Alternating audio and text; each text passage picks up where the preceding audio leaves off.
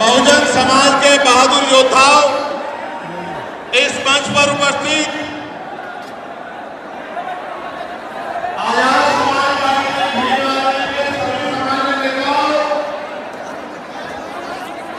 हमारे विभिन्न संगठनीय अधिवक्ता मोर्चा, अनुशासन समिति, हिमालय स्टूडेंट फेडरेशन और किसान मोर्चा, तमाम संगठनों के सम्मानित नेताओं, यहाँ उपस्थित हमारे गाँव बहनों, नौजवान साथियों, सारी आ रही है ना। सम्मानित साथियों को मैं धन्यवाद करता हूँ। आप जानते हो कि मैं आपसे हूँ, आप जानते हो कि मैं जो कुछ भी हूँ आपसे हूँ, मैं कभी आपसे बड़ा नहीं हो सकता। आप मेरे लिए हमेशा कहती, जितना सम्मान मैं उन मंदिर बैठे लोगों करता हूँ, उससे ज्यादा सम्मान मैं आपका करता हूँ। लेकिन मैं आपसे भी उम्मीद करता हूँ, मैं आपसे भी उम्मीद करता हूँ कि जैसे वो मंच पर बैठे जिम्मेदारी और सम्मान के साथ, ऐसे ही आप लोग भी जिम्मेदारी से बैठे, तभी आपकी इज्जत बढ़ेगी। अगर आपकी इज्जत नहीं बढ़ाना चाहते तो मैं क्या कर सकता हूँ बताओ? मेरा तो प्रयास है कि आप इज्जत के साथ आगे बढ़ना सीख जाओ। जब तक आप इज्जत के साथ आगे बढ़ना नहीं सीखोगे, देश में आपकी बात नहीं होगी। मेरे बच्चे कभी राजी नहीं करते, इतिहास गवाह है। राज योद्धा करते, राजा का आचरण की राजा ने करना चाहिए। राजा चुनावी मामले नहीं घूमते, राजा राजा होते हैं। राजा का आचरण जब तक आपने नहीं आएगा, तब तक आप राजा बनेंगे। अगर बंदर को राजगद्दी सोचती जाएगा, राज कर सकता है? नहीं कर सकता। राज करने के लिए राज जैसी सोच भी जो है अपने अंदर पैदा करनी पड़ेगी। सम्मानित साथियों, आज का जो आंदोलन था, आप लोग जानते हैं कि वो हमने रामलीला मैदान में रखा था। कौन से मैदान में? जोर से बताओ। लेकिन रामलीला मैदान के पास हमारे मुस्लिम भाइयों का एक कार्यक्रम होता है, जिसको हम लोग खेलों के नाम से जानते हैं। 35-40 हजार की संख्या में वो लोग रोड से निकलते हैं और अपनी जो भी इबादत है उसको पूरा करते हैं। पुलिस प्रशासन का यह मानना था कि भाई पहले से ही वहां व्यवस्था अव्यवस्थित रहेगी, क्योंकि एक बहुत बड़ा आबादी, एक बहुत बड़ी जनसंख्या निकलेगी।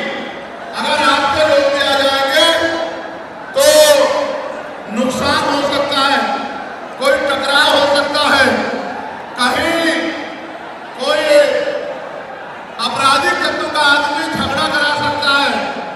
तो आप अगर चाहें तो हम आपको परमिशन दे देंगे, लेकिन अगर आप खुद से मन में रखें और समझदारी दिखाएं तो ये समझौते, ये सम्मान का काम नहीं होगा। मैंने उनकी बात को सुना और मुझे महसूस हुआ कि हम प्रथम और अंत्य भारतीय हैं। हमारी भी भारत के प्रति उतनी जिम्मेदारी है जितनी कि दूसरे व्यक्ति की है। हम भी अपने देश को आगे बढ़ाना चाहते हैं। देश में भी जो हाशिए पे लोग हैं उनको आगे बढ़ाना चाहते हैं। तो हमें किसी भी तरह के व्यवस्था में ना जाके अपने प्रोग्राम को कहीं और करना चाहिए। मैं जानता हूं कि जितने लोग अंदर हैं उससे 10 गुना लोग बाहर हैं।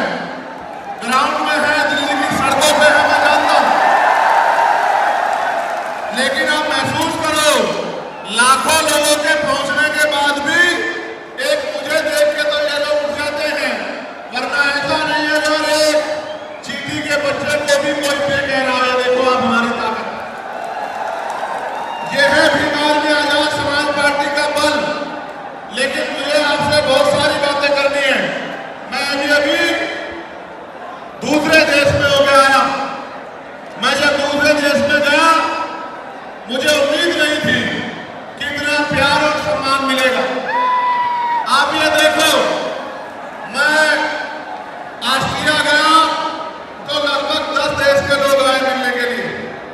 जब मैं इटली गया तो कम से कम 40 देशों के लोग मिलने के लिए आए। हर आदमी ये कहता था कि भैया मैं अपने राष्ट्र की तरफ से, अपने देश की तरफ से, वहां रहने वाले बहुजन समाज के लोगों की तरफ से पैगाम लेके आया हूं कि भाई चंद्रशेखर आजाद हमारे स्टेट में भी आए, हमारी कंट्री में भी पहुंचे और आगे अपनी बात को रखे। मैंने उनको कहा कि मैं आपके बीच भविष्य में आऊंगा, लेकिन अभी 11 तारीख को हमारी रैली है, लाखों लाखों की संख्या में हमारे लोग वहां पहुंचेंगे, तो मुझे पहले उनके बीच पहुंचना है, उसके बाद मैं समय निकाल के आऊंगा। उन्होंने मेरी बात को माना और 3 दिन का कार्यक्रम करके मैं फिर आपके बीच आ गया। जब यहाँ पहुंचा तो पता लगा परमिशन में इस तरह की व्यवस्थाएं खराब हो रही है। फिर मैं धन्यवाद दूंगा हमारी दिल्ली की टीम का, भाई हिमांशु जी का, भाई महेश जी का, उनके सभी साथियों का, जैन साहब का, कसाना जी का, जिन्होंने, समीर भाई का, जिन्होंने दिन रात एक कर दिया और इस परमिशन को करा के सीपी सिंह जी का कितना बढ़िया प्रोग्राम आप सब लोग ने आयोजित किया। एक बार दोनों हाथ से ताले बजा के दिल्ली की टीम का स्वागत करें। जब मैं दिल्ली का धन्यवाद कर रहा हूं तो देश भर में जहां से सबसे बड़ी ताकत हमें मिली है, मैं उत्तर प्रदेश की भी पूरी टीम का धन्यवाद करना चाहता हूं,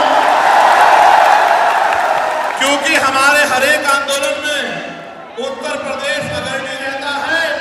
धन के आधार पे, संख्या के आधार पे उत्तर प्रदेश ने अपनी ताकत का एहसास पूरे देश को कराया है।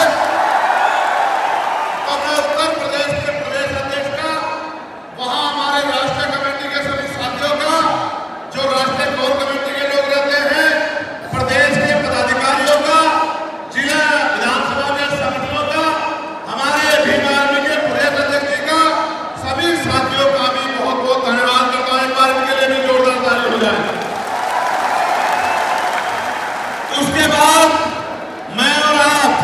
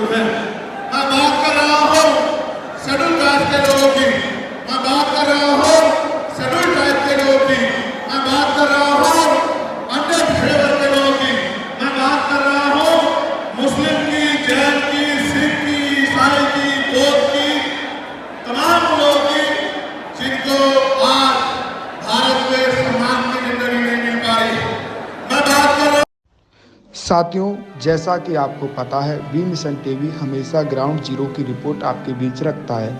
अगर आपको हमारा काम पसंद आता है तो बी मिशन टीवी को आर्थिक मदद करें, जिससे कि हम यूं ही निरंतर ग्राउंड लेवल पर काम करते रहें। स्क्रीन पर दिख रहे QR कोड को स्कैन करें और अपने दान की राशि बी मिशन टीवी के खाते में भेजें। QR कोड के अलावा आप हमारी UPI ID bmissiontv@ybl पर भी मदद भेज सकते हैं। जय भीम।